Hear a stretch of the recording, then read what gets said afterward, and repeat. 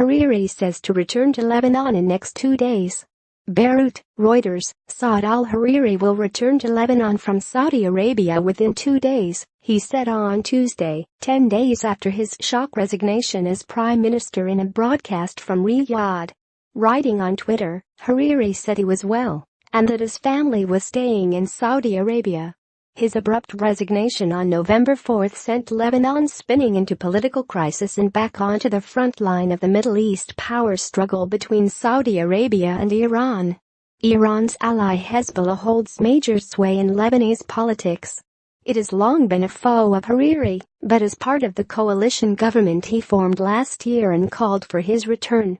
In his resignation he made bitter attacks on both Iran and Hezbollah, and top Lebanese officials and politicians close to Hariri have said Saudi Arabia coerced him to resign, dictated his statement, and have held him under house arrest.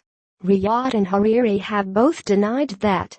Hariri is a political ally of Riyadh and holds Saudi nationality. He cited a fear of assassination and Hezbollah's sowing strife in the Arab world as his reasons for stepping down. Riyadh and Hariri both oppose Hezbollah's military role in Syria, fighting alongside President Bashar al-Assad, and what they allege is its participation in Yemen's civil war alongside the Houthi group against a Saudi-led coalition. Hezbollah denies having a role in the Yemeni conflict. Lebanese President Michel Aoun has said he will not accept Hariri's resignation until he returns to Beirut to formally submit it. Analysts say that when Hariri does so, members of parliament will nominate him to serve as prime minister once again, and Aoun will ask him to form a new government. That would open the door to a long period of political talks like those which preceded the formation of the National Unity Government that made Hariri prime minister a year ago. Hariri is expected to call on Aoun to convene high political dialogue on key issues facing Lebanon, chiefly on reaffirming the tiny country's policy of staying out of regional conflicts and Hezbollah's role in conflicts outside Lebanon's borders, senior political sources say. Any attempt to keep Hezbollah out of the government, in line with Saudi wishes, will torpedo the talks, political sources say. Riyadh regards Hezbollah as a terrorist group.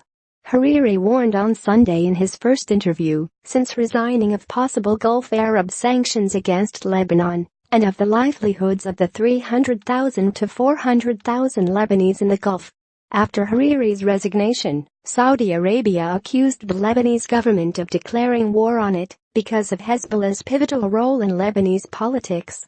However, Riyadh's Western allies have struck a tone different from Saudi Arabia, appearing to throw their weight behind both Hariri and the Lebanese state, whose army is a major recipient of U.S. aid.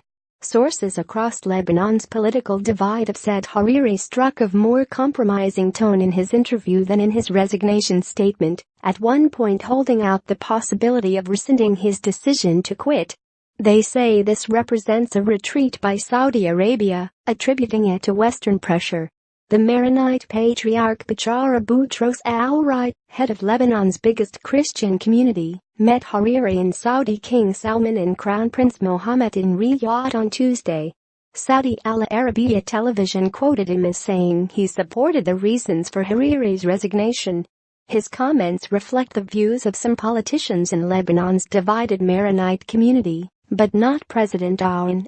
Echoing Saudi demands, MPs from Hariri's Future movement called for a UN resolution from 2006 that demanded all militias in Lebanon disarmed to be respected.